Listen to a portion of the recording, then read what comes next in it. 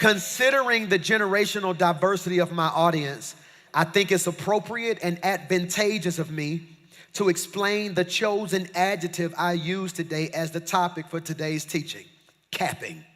And depending on what side of town you live on, many of you may think cap is this. It's something that you place on your head to keep it warm because it's cold outside. Maybe you're from Roebuck. You may think cap is this. You were born in the 60s or the 70s.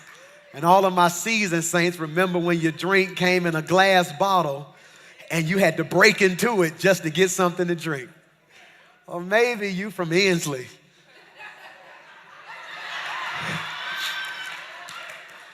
And you a buster cap. And the hood saint said, no, you a buster cap. You don't play no games. You wish somebody would. But I want to say although all of those are correct, they are just inaccurate for today's teaching. However, for the purpose of this presentation, I want to inform some of us and remind others of us that cap or capping is an urban euphemism that refers to overselling yourself, bloviating, lying, or exaggerating. When somebody's capping, they're doing the most over something that ain't even that deep. Therefore, when someone says no cap, they are suggesting that they are not lying, they are telling the truth, that they're for real, for real. And as I contemplated the concept of capping, I see how it is relevant to this series of sermons on faith that I'm teaching.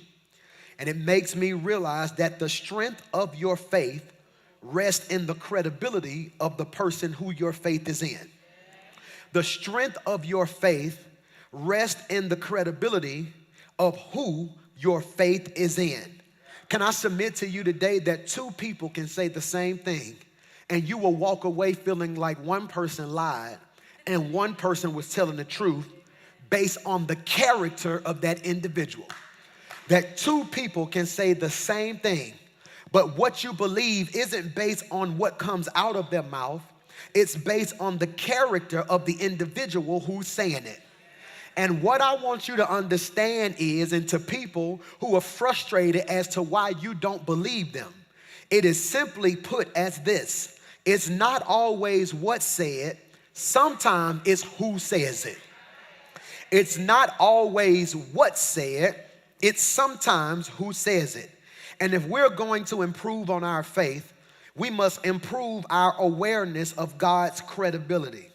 And this scripture in Numbers does that for us because it clearly communicates that with God, there's no cap. He's credible. He's dependable. He's reliable. He does not exaggerate. He cannot bloviate. He does not lie. God can't lie. And notice I didn't say he doesn't lie. I said God can't lie. The book of Hebrews puts it like this: because God wanted to make the unchanging nature of his purpose very clear to the heirs of what he was promised, he confirmed it with this oath. God did this so that by two unchangeable things in which it is impossible for God to lie. Now, I know you're looking at me tripping because Pastor Mike, you told me last week God can do all things. But God also made a choice to limit himself to the degree that he made something impossible for him. He said, I'm going to do everything, but I'm going to put a law in place that I can't lie. He says, I mean what I say, and I say what I mean. Watch this. When it comes to God, there is no cap. So when I told you no weapon formed against you shall prosper, I meant what I said, no cap. When I said you're the head and not the tail, the lender and not the borrower, above and not beneath, I meant what I said. That's no cap. When I said your children shall be blessed, and they shall be blessed in the city and blessed in the field, blessed when they come and blessed when they go. Pastor Mike, I'm struggling. Delay is not denial. You may not have it now, but if I said it, it's coming. That's no cap. I'm going to catch somebody. When I told you in Ephesians 3:20, I said, now unto him who is able to do exceeding and abundant above all that we ask or think, according to the power that works within you, that was no cap. When I told you in Psalms chapter 30, verse 5, for his anger is but for a moment, here it is, but his favor is for a life. Get ready to shout. And weeping may endure for the night, but joy is coming in the morning. That was no cap. And many of you are sitting in here after 20 days of powerful fasting and praying. The greatest thing the devil has been doing to you for the last 7 days is trying to plant doubt in your mind. That fast didn't work. You went on a hunger strike. That wasn't a fast. You gave and you still ain't seen a miracle. I've been getting testimonies. I've been getting report that lupus has now been dissipated. Cancer can no longer be fined. Debts have been paid. My credit score jumped by 15 points. Look at God. I'm trying to tell you that although it may not have happened yet, God said it. It means it's on the way. God can't lie. And in developing your faith, you will have to fight doubt. And the revelation, this revelation is your weapon against doubt. What revelation is that, PMJ? Because for many of you, doubt, please take good notes, doubt shows up in the form of questions. Doubt shows up in the forms of questions. I'm going to catch you, okay? Can this happen for me? Will this happen for me? Who has this happened for who looks like me? So then you go to the devil that I call Google and you start Googling, can somebody do this? Has it happened before? Type in someone who started a successful business without funding. And because you can't find the example, you become doubtful when you don't realize you are the example you're looking for. What if you can't Google it because God's trying to make you who people gonna Google? I don't think you heard what I just said. God said, my hand is on your life, and you need proof when you're the proof people are going to turn to. He says, I take the foolish things of this world to confound. In other words, I'm going to always take stuff that look crazy and make it into something incredible so the world can't ever figure me out. He said, I'm going to take a nobody who everybody know they mess about, flip their life and make them somebody so they can sit back and say, it must have been him who did it. So as we strengthen our faith, I need you to strengthen your faith. As we strengthen our faith in all things, we strengthen our faith in this one thing. As you strengthen your faith in all things, I need you to strengthen your faith in this one thing. In other words, if you're having trouble believing God for what God can do, I need you to believe what he can't do. If you're having trouble believing what God can do, I want you to just fall and believe what God can't do. And the one thing he can't do is lie. And the problem many of you are going to have to wrestle with as you leave here today is not, is God lying? The question you're going to have to answer is, did God really say what you're standing on? Because if you're not careful, you can want something so bad, you make it look like God said it. No amens. You can want something so bad to make it look like, it will feel like God said it, when in actuality, you're fighting between his word and your will. You're fighting between his word and your will. If I tell my boys, hey, we're going to eat dinner tonight, then we get home and it's mashed potatoes and chicken, and then they look at me and say, Dad, but you said we're going to Chick-fil-A. No, I didn't. I said we're eating dinner. You wanted Chick-fil-A. So although I said dinner, you heard your want, not my word. And many of you are frustrated with God right now because, Pastor Mike, you're sitting here telling me God can't lie when in reality, he's told me stuff that he hasn't done. My pushback to you today is, did he really say it, or is that something you just really wanted? I don't think you heard what I just said. Did he really say it, or is it something you really want? And I want you to understand that contextually, this is what's happening at this part of the story in Numbers. God's people were progressing to a place called Canaan. Canaan represents God's preferred future for Israel. Canaan represents God's preferred future for Israel. God can't lie. He told Israel, I'm taking you to the promised land, yet they're in bondage. But delay is not denial. They're in the wilderness. And you remember this as you matriculated through Sunday School 101, that the wilderness is the season of their life where they have to pray for food. You remember they were in the wilderness and they were hungry. They prayed and food fell from where? The sky. He made food, manna fall from heaven. The wilderness, I pray you can catch what I'm teaching today, represents the season of their life where they had to pray for food. Canaan, when they get there, food is present. Wilderness, I had to pray for it, then wait. Canaan, it's there when I get there. This is for 7 of you. God said, I am shifting you from a season where you had to pray for it to a season where you're thanking him that you got it. You missed what I just said. Make that make sense, Pastor Mike. God says, because of your faithfulness, one season where you had to pray that he would do it, I'm going to bless you in such a way in this next season, you're going to have so much of it. All you're going to have to do is stop and say, God, I don't know who that's for. That your season for praying for finances is coming to an end. You finna get to a season where you're going to be finding money and clothes that you ain't wore in months. That God said, I am shifting you from praise to thanksgiving. This is critical because praise, I told you 4 weeks ago, praise is faith talking. That whenever I want to show God what my faith is, I just praise him. Why? Because I don't need evidence in order to thank God for it. Praise is praising God with no evidence. Why? I can shout even though I don't see it because I'm shouting not based off of what I see. I'm shouting based off of who said it. So hear me, what you prayed for in the last season, you're getting ready to have so much of it in this season, you just gonna have to thank him for it. They're on a journey that they get to a place called Moab. Now watch me when I say this, they're headed to Moab. I need you to catch this now. They are headed to Moab. They come out of Egypt, and I wanna read this to you. On their journey, they get to a place called Moab, and there is a leader there named Balak. Remember that name, what's his name? Balak, who is intimidated by their progress. He had no issue with their exodus out of Egypt, but becomes intimidated by their advancement because now he feels like they are encroaching on his territory. He didn't have a problem with them progressing. He just had a problem with them progressing so far.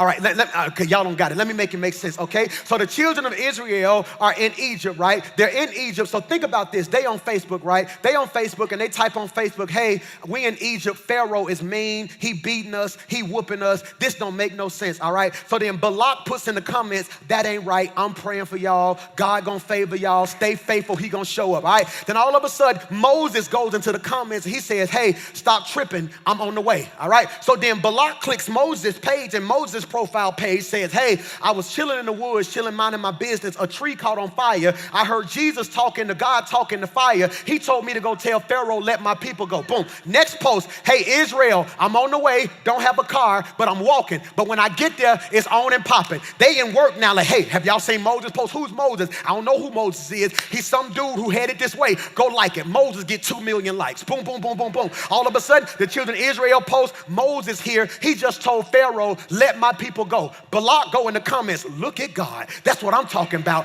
God finna do it for y'all. It's finna happen. It's finna happen. Pharaoh puts in the comments, y'all ain't going nowhere. Matter of fact, work harder and do what you gotta do. Then Moses posts another post, hey, get ready. I'm finna perform a miracle. The sea turned to blood. All the animals start dying. People start losing their mind. They say, I told y'all to let me go. Pharaoh puts in the comments again, I said what I said. I ain't letting y'all go.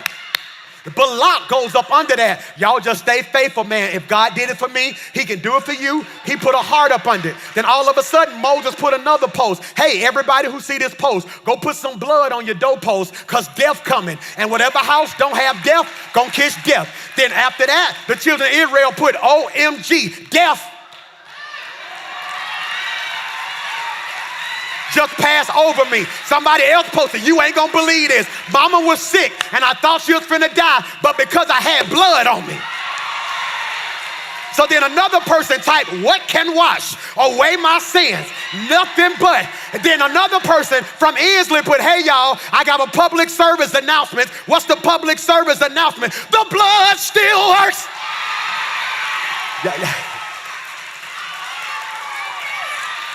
So Facebook going crazy, all right?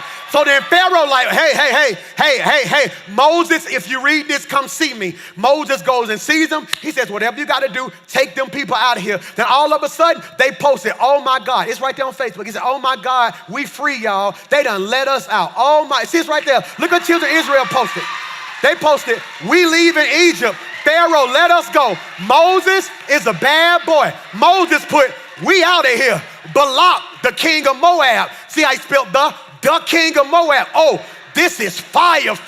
And I'm telling you, so he's doing that. Then they posted another post, right? And the next post was real colder than that one. What did the next post say? The next post said, watch this. It said, oh my God, I can't believe it. We're walking through. Hey, y'all, we at the Red Sea. We don't know what we going to do. Moab, look what Balak put. I can't believe this. Because they're at the Red Sea. And they're like, we don't know what we going to do. One person put mountains to the left of us, mountains to the right of us. It's a Red Sea in front of us. Then Moses was like, hey, I'll tell you what, I'm going to just stretch out my rod. So then they start posting more stuff. You ain't gonna believe what God just did. Look at this. Y'all ain't gonna believe this. The Red Sea parted and Pharaoh,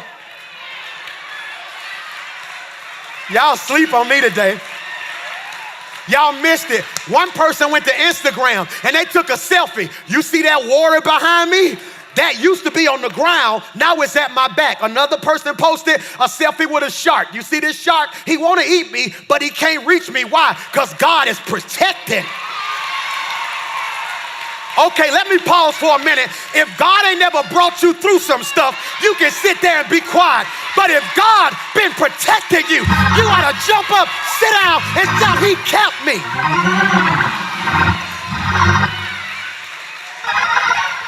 All right.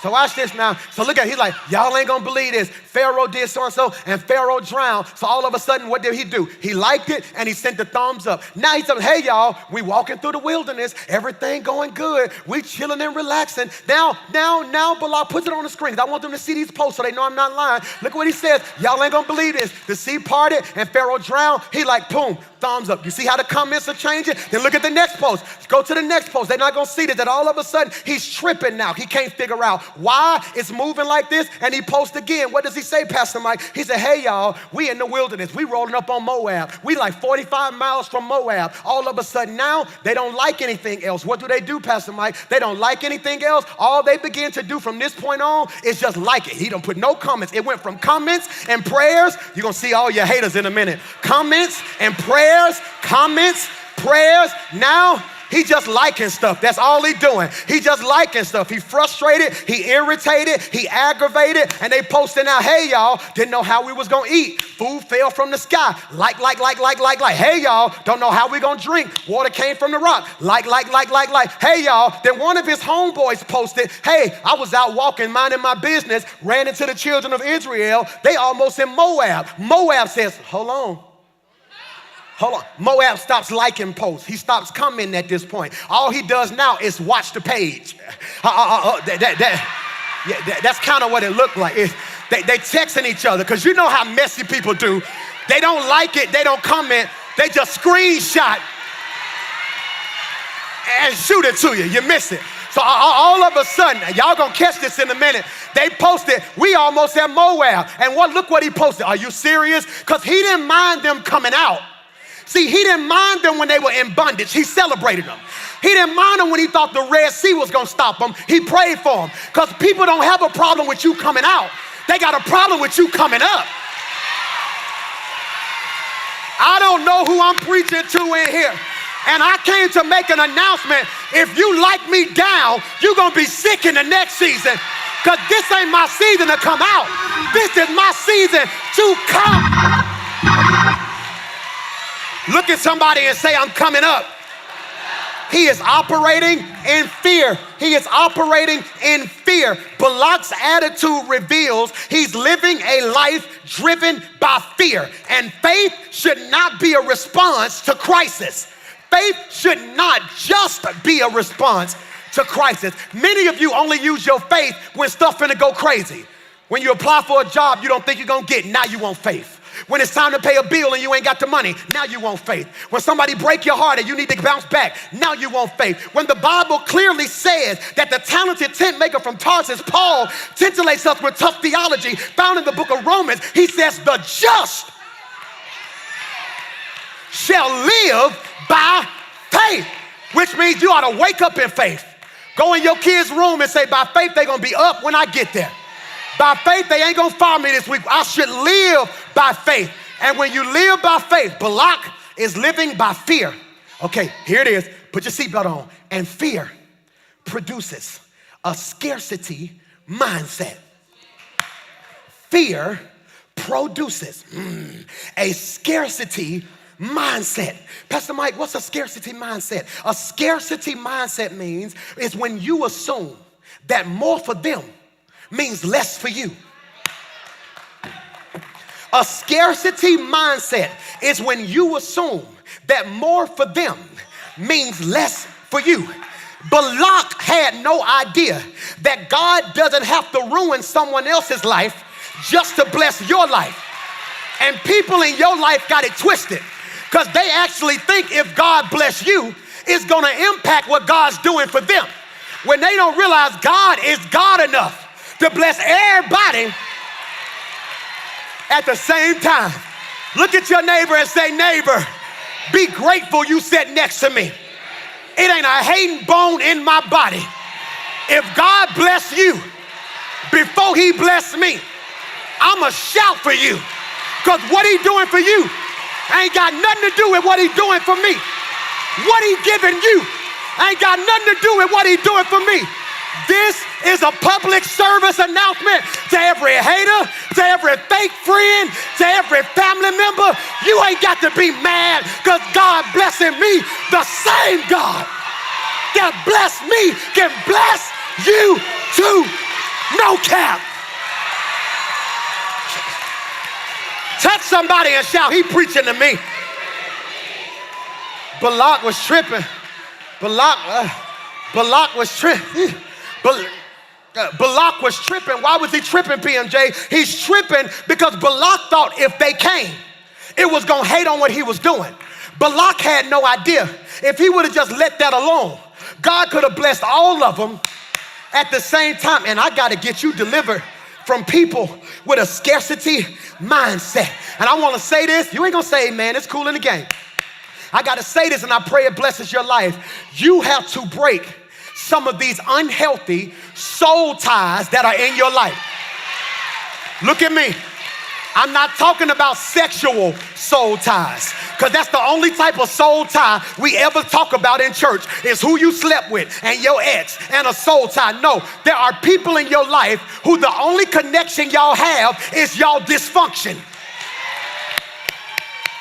So because both of us whores, we get along good. Because both of us lie, we get along good. Because all of us broke, we get along good. Because none of us go to church, we get along good. But the moment you get a man, see, a dysfunctional scarcity mindset individual don't mind you getting a man, just don't act like a wife.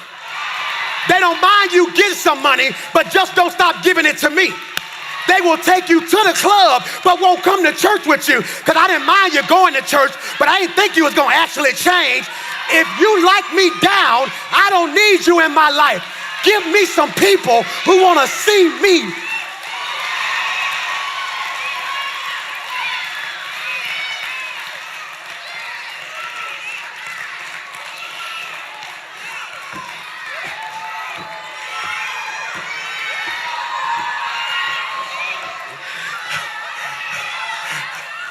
Oh my God. Oh my God. Which is why a lot of y'all hiding your improvement. Which is why you praying in the closet. Which is why you trying to do better and you still hanging around certain people, and now when you get around them, it's like you having to force yourself to have a good time. You want to know why? It's because the healthy you and the dysfunctional you is now at odds. The dysfunctional you like, let's turn up. The healthy you like, for what? Last time we turned up, everything got turned off.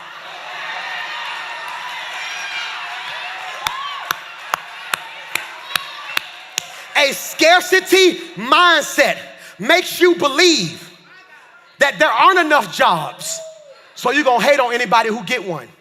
That there aren't enough spouses, so instead of being happy for people who get what they need, you hate on. I don't know why. I don't even know how they did. You know half the stuff they did. A scarcity mindset will have you making yourself believe that a scarcity, what's the danger of a scarcity mindset? It makes enemies out of people who could be allies.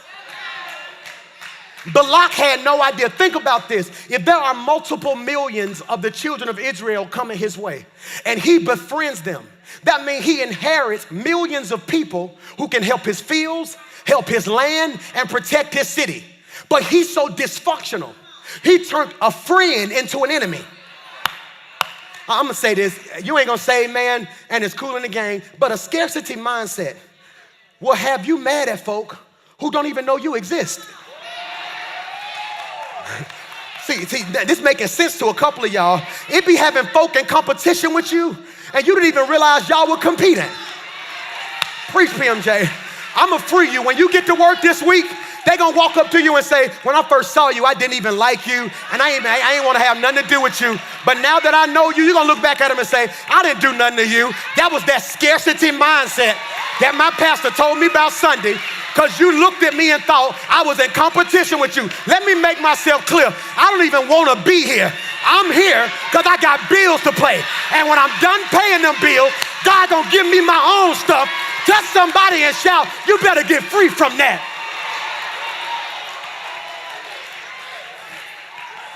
It's called, somebody shout yes. A scarcity mindset. I had somebody call me this week. Carrie had somebody call me this week, man. It's tripping because they tried to prophesy to me and tell me it was gonna happen. Because I had people who was calling me up, man, I'm finna drop a song. Man, I'm praying for you. Man, I'm finna drop a song. Man, I'm praying for you. Man, I'm finna drop a song. Man, whatever I gotta do to help you, just let me know. And they would call me, man, how your song doing? Well, just be patient, because I'm telling you, it took me 6 years to get song. It took me 7 years. It's gonna be lonely. It's gonna be hard. Don't look for no immediate gratification. And all of a sudden we hit billboards, and it go from a call to just a text. I'm like, hey, I called you, man. Hey, I'm busy. Congratulations. Keep doing your thing. Then all of a sudden you're nominated. And all of a sudden now it go to an Insta story post. Not even a text, just congratulations, because they know that ain't gonna stay up there long. So they just leave it up there long enough for you to see it, to let everybody know that that's a whole nother story. So then they hit me up. So now I'm blowing them up, Carrie. Hey, call me. What's going on? And it hit me like a ton of bricks. The quickest way for God to show you who is for you is for him to do something for you.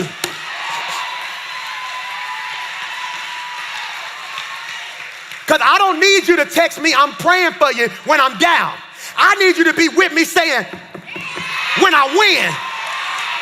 I don't know who I'm preaching to in here, but a scarcity mindset will have you jealous of people. It produces an attitude that is easily intimidated by others. A scarcity mindset will have you walking around thinking people after you. A scarcity mindset will have you walking around feeling like you're inadequate. A scarcity mindset will have you on Instagram looking at other people's blessings, now trying to get you to rush what God is trying to develop. I'm talking heavy if you receive that, which is why many of you need to log off. You busy looking at somebody's chapter 10 when you're just in chapter 2, when you don't know what that chapter 3 through 9 look like. I'm preaching to somebody in here. A scarcity mindset realizes that jealousy is in me. It produces an attitude that is easily intimidated by others. Faith, and I need you to catch this now, a scarcity mindset says there isn't enough. And even if that was true, it doesn't mean there isn't enough for you. And I came to make an announcement. Am I doing all right today? I came to make an announcement. Your haters aren't mad at you. They're really mad at God. They just take it out on you. I'm gonna say that again. Your haters aren't mad at you. They're really mad at God. They just take it out on you. See, they don't know how to process the fact that they've been doing what they've been doing as long as they've been doing it. Then here you come out of nowhere when they don't realize you're out of nowhere ain't even out of nowhere, because they weren't with you on the backside of the mountain. They weren't with you when you had to cry yourself to sleep. They weren't with you when you made certain things happen that people still don't realize what you had to sacrifice to make happen. God says, fear. Fear has a scarcity mindset, but faith, I may preach today. has a surplus mindset, okay? A surplus mindset. What does a surplus mindset mean, P&J? God will find a way to get to you what needs to get to you. A surplus mindset means God will find a way to get to you what he needs to get to you. I'm finna have church by myself. Because here's a prophetic word for those of you who done prayed, fasted, and gave. Here it is right here. Get ready because God's about to make unexpected things come from unexpected places. Y'all didn't hear me. Y'all didn't hear me. God's about, I feel my help coming now. God, that's my mumble mode from this. I feel something now. God's about to make unexpected things come from some unexpected. Pastor Mike, that sound good, but ain't no biblical text to back that up. Come here, Moses. Moses' whole life is indicative of water. You don't believe me? Moses, they finna kill all the kids. This is what I'm gonna do. Put your baby in a basket. They put the baby in a basket or an ark. That's a whole nother sermon. Put him in the water. He floats down the river. Pharaoh's daughter sees this basket in the river. She pulls him out of water, sees it's a baby. She says, I'm gonna name you Moses, because Moses means drawn from water. He rescues the children of Israel. They get to the Red Sea, which is a body of water. Now they're in the wilderness and everybody thirsty. God says, I'm gonna give you, but all I need you to do is strike. I object.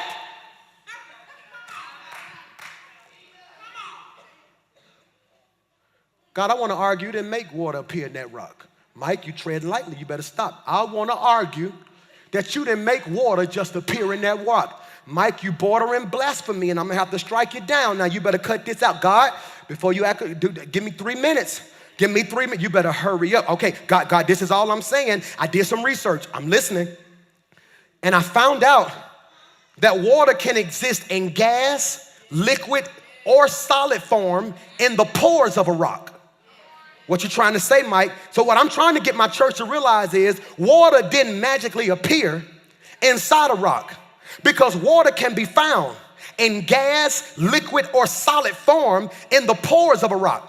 So when God brought water out of a rock, he was actually demonstrating that he is able to reach deep within us and pull out of the cracks and crevices of our existence that which we didn't even know was there. He said, Mike, you are absolutely correct. I didn't just make water appear.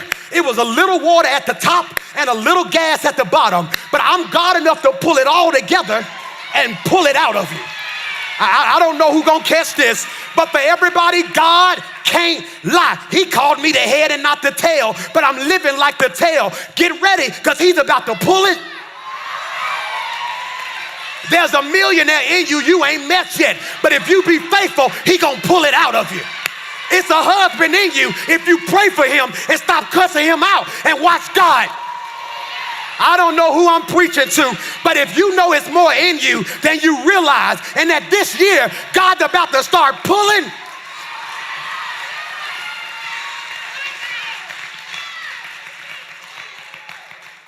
I ain't even know you could do all that. I know.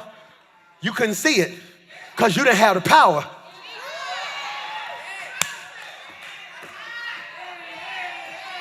He's pulling. He's getting ready to make unexpected things come from unexpected places. Pastor Mike, that sound good. Hey, God, remember when Peter needed some money? Yeah, tell him about that story. Okay, yeah, my homeboy Peter, right? He was hungry. He didn't have no money to do nothing, right? He told God, I need some money. He said, this is what I need you to do. Go to the river. He said, no, I'm gonna go to the bank. He said, why are you going to the bank? He said, because that's where the money at. He said, no, I want you to go to the river. He said, God, stop tripping. Money is in a bank. I don't need to go fishing. I need money. He said, go to the river. I put some money. You're going to catch this in a fish's mouth, okay? Peter goes to the river. He goes fishing. Booyah. He goes, pulls the fish out, and inside his mouth is some money. Okay, God, I ain't tripping, but how did the money get there? Can I use my imagination? Go ahead, Mike, I trust you. All right, so what if God, he had a fisherman on the sea, right? He on his boat fishing, then the wind came, but I ain't tripping because who's in control of the wind? God. And then all of a sudden the waves rock the boat, right? But I ain't tripping because who's in charge of the waves? God. So God made the boat rock. When the boat rocked, his pocket shook, all right? $2 fell out his pocket, boom, hit the water, all right? I said, but God, here's why I'm tripping, because if it hit the water, it should have sunk to the bottom. He said, Mike, but I got a habit of always using fish to hold stuff. I said, God, what you talking about? He said, you remember when Jonah got in the water? He should have sunk, but I'm God enough to send something. Yeah. Okay, so he said, Mike, I said, God, I'm tripping. He said, what I did was I had the fish hold the money, but the money should have told the fish stomach up. He said, yeah, but I had to show him that I'm a God of double. 2020, double, 2020, God, double, 2020, 2020, double. God, what do you mean? He said, because most people so busy shouting that it was money in the mouth of the fish, they don't realize he got the money and a meal. Y'all miss what I just said. Y'all miss what I just said. He needed money to go get something to eat and don't even realize he got the money and a fish. Get ready, because God said this year, I'm finna start giving you double in places you didn't even realize it. Reach over that neighbor and high five another neighbor and shout double, double. Say, everybody on this row finna walk in double this year. Double favor, double grace, your finances gon' double, your joy gon' double, your influence gon' double, your resource gon' double. Touch 10 people and shout double.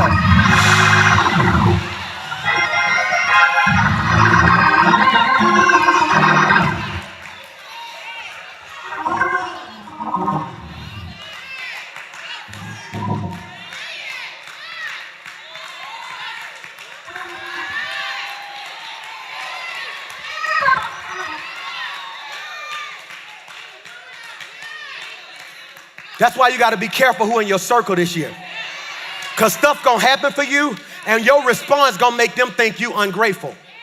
Because something going to happen for you. Man, I just got a car. They're going to be like, man, that's good. And like, yeah, it's cool. What you mean? That couldn't be it. Like, what you mean it couldn't be it? Because God is not a man.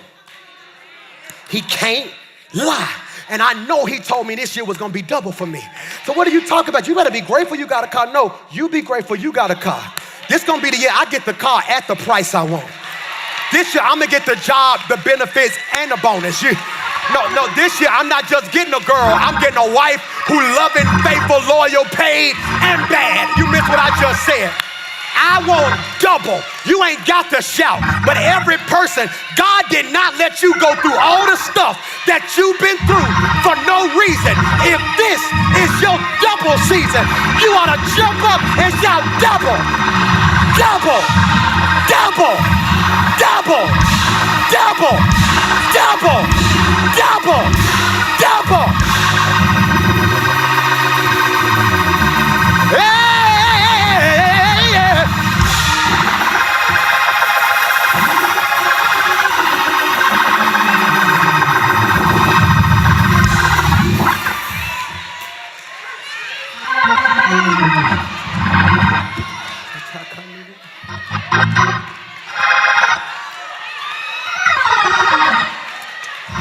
Job, come here, Job, who lost everything, and the Bible says in the end he got.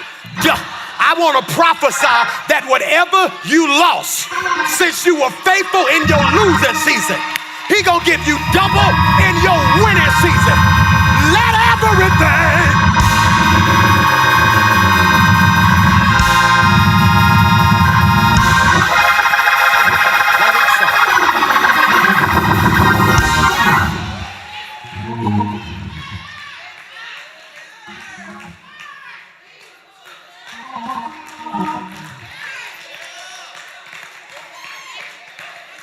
Grandmama, I'm trying to be dignified. I feel so Baptist today. I'm a holler today, I feel it. Grandmama was trying to let you know double was coming. She was trying to give you the formula for double. She was like, no, you can't hold nothing back from God. You got to put it in his hands. You're like, Mama, I'm not going to do that. Then Grandmama said this and that. I put it, because he can't fix what you won't release. He gonna fix your finances and your family. And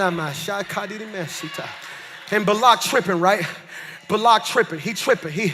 Balak, playboy, he tripping. Balak tripping. Oh my God. They finna come get me. They finna come get me. Do me a favor, go get Balaam. Say Balaam. Balaam is a prophet. He says, go get Balaam. Hey, Balaam, come here. Do me a favor. Go curse them. Balaam like, I'm not finna curse these folks. These folks ain't did nothing to me. Balaam, hey, do what I said do. Balaam didn't want to do it, but after a while, he gave in. Balaam gets on his donkey, right? He gets on his donkey. He starts riding his donkey, right? All of a sudden, the donkey stops and backs up, okay? He hits the donkey. Gow. He goes forward and he backs up, okay? He hits the donkey again. Bow. He goes forward and it backs up. Then the donkey just falls out. And immediately the third time, the Bible says, the angel of the Lord asked him, why have you beaten your donkey 3 times? I have come here to oppose you. Listen clearly, because the path you are on is reckless. Leave that scripture on the screen. I need you to catch this. Here's a word for some of you who feel like God is helping you, and you think just because you ain't catching hell, God is blessing what you're doing. God didn't say he was wrong. He said he was reckless. You touching something you ain't asked me for permission for. Now look at this next verse, and I want to say this to you. Just because you are advancing doesn't mean you're progressing. Just because you're moving don't mean you're progressing.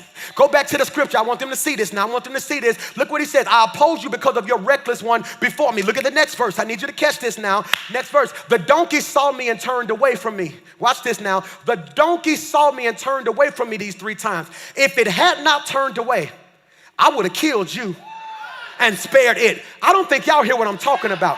Balak, whose heart is in fear, influences a prophet to go curse the children of Israel. He gets on his donkey, all right? Gets on his donkey, boom, beats the donkey 3 times. Donkey passes out. Our angel says, hey boy, you better stop. Had this donkey not stopped, I would have killed you.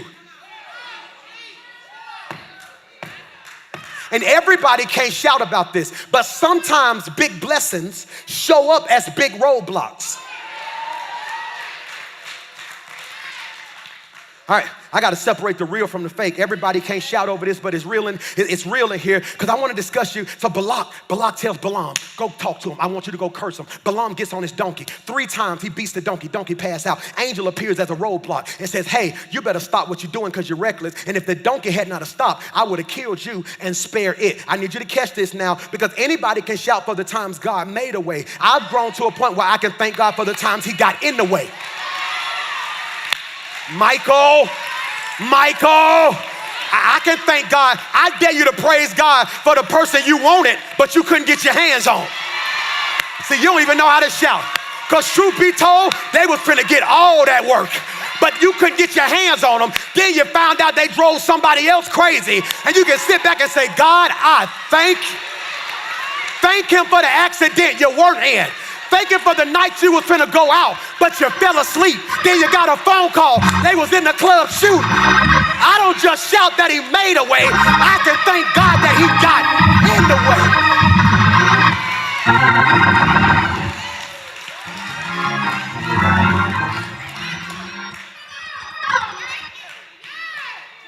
Pastor Mike, I'm trying to take my career to another level and it won't move.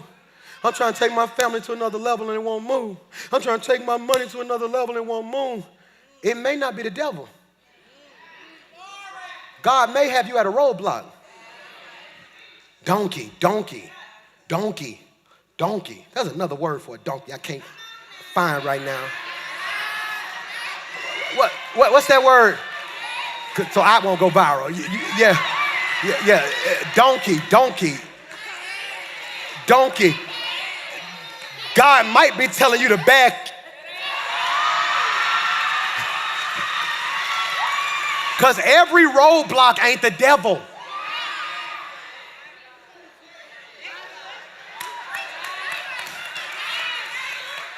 Y'all see how much I've matured? Because the old me would have preached. But every roadblock ain't the devil. James, I tell you, it was a record deal I wanted to sign so bad. Oh my God, I wanted to do it. I'm so glad God closed that door. For years, I have been calling different record labels, trying to get on. I'm glad God closed that door. Because what I wanted wasn't what I needed. Am I preaching to anybody? I want to go ahead and prophesy. Because I don't know who you are, and God's telling me to touch and agree with you, but you may sit there in fear because it's about 5 of y'all who are still living in regret to some stuff that didn't happen. And God told me to send a release to your life this year that had it happened, it probably would have killed you.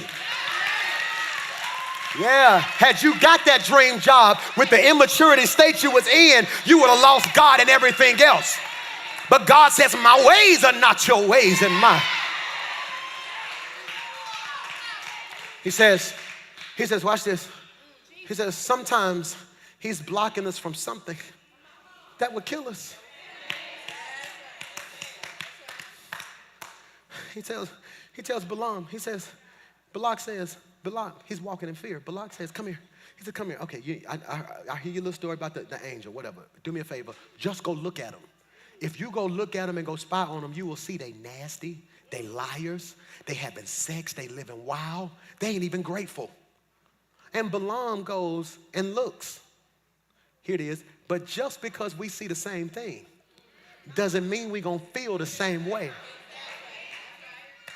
I don't think y'all hear me. Sometimes you gotta thank God for the blessing of your own decision.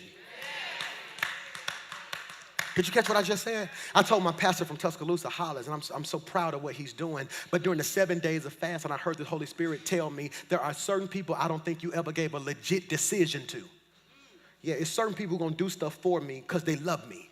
That if I look at them and say, hey, will you do so-and-so, even if they don't want to do it, they just gonna do it because I wanna make pastor mad. And I couldn't really feel in my heart, I gave him a legit shot to do what he wanted to do.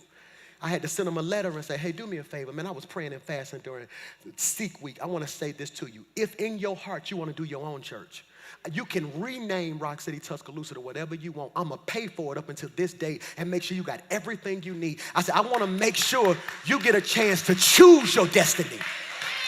See, because when you got a scarcity mindset, you think if it ain't yours, it ain't going to work. But I'm the type of person, I want everybody around me to have a choice in their destiny. He said, Pastor, no, I'm good. I'm with you. I said, I understand. I said, it was nothing you did. I said, but I just want the 40-year-old you to look back at the early something you and say, you know what? This was my choice.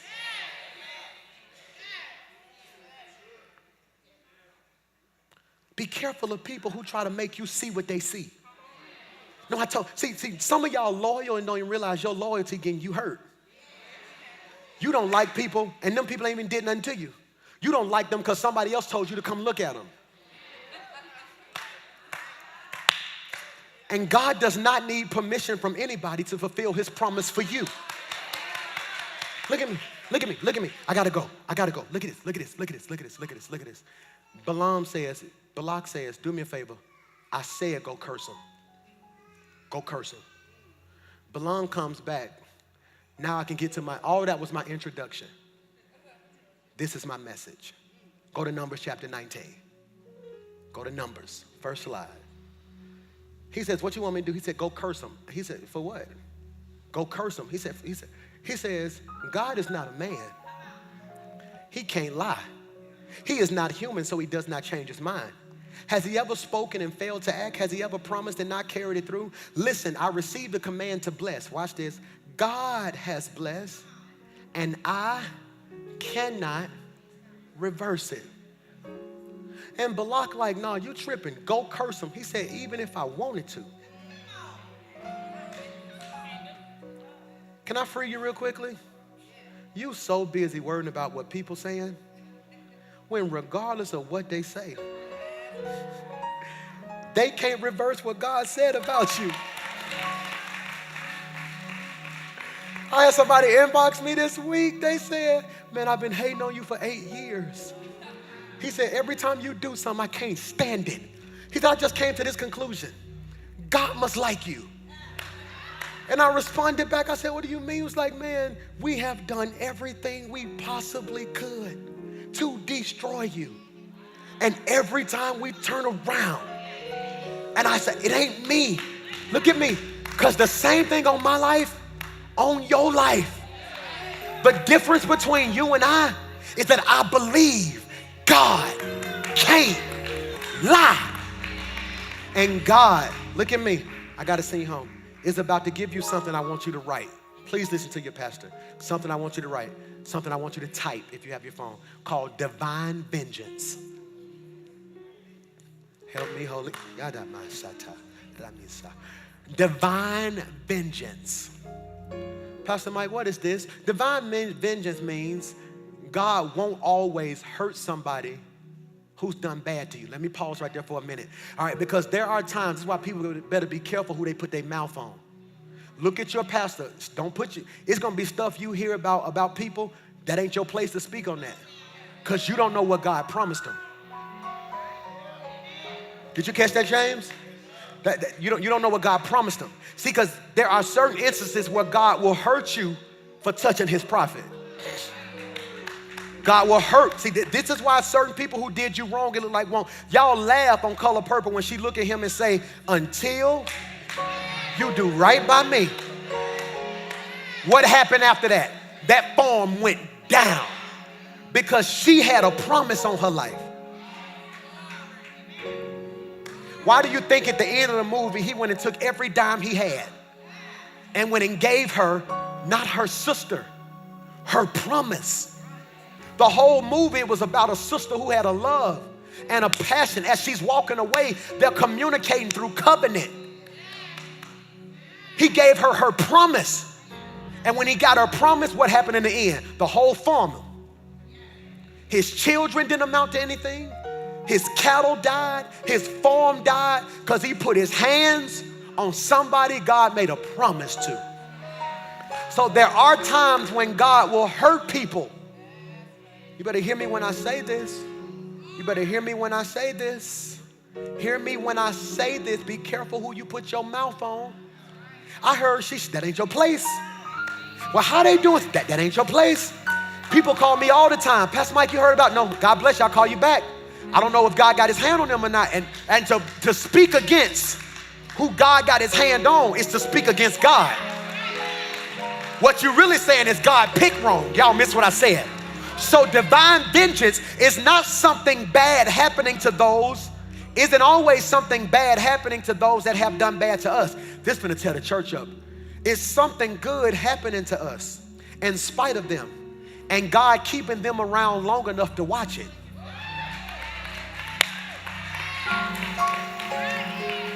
He prepares a table before me in the presence. You so busy running people off. God said, don't run nobody else off. You live your life. The people who need to fall off, gonna fall off. He said, but there's certain people I'm gonna keep around, because I need them to see what I'm finna do in your life. Okay, if I'm talking to you, you're gonna jump up with me. If I'm talking to you, wait, if I'm talking to you, you're gonna jump up with me. We're finna go home. Have you ever been out on a good day? I'm talking about everything right. Fit right, hair right, makeup, lashes right, jeans right, J's right, hat. You killing. And you bump into somebody from yesterday, and they sitting there with that bubble gum. Then all of a sudden they look like, hey, how you doing? Hey, I'm doing all right. All right, cool. Yeah, like you don't know nobody. Yeah, God bless you. God bless you. Then all of a sudden you walk to your little car. Then you look and they still sitting there looking, because they thinking to themselves, I thought it was over. No, you left. The favor didn't.